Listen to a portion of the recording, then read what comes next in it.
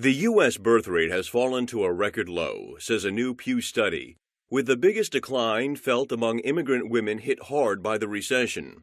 According to the report, the overall rate of births per 1,000 women ages 15 to 44 fell by 8% between 2007 and 2010.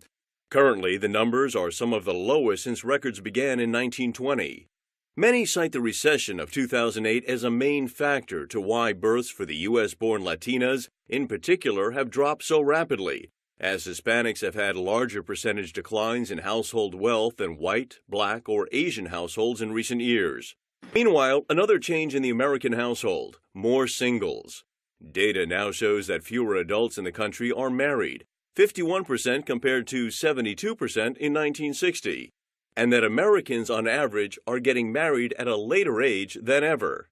And in related matters, the phenomenon of adult professionals living with roommates well into their 30s and 40s is becoming more and more common, and not just in New York City.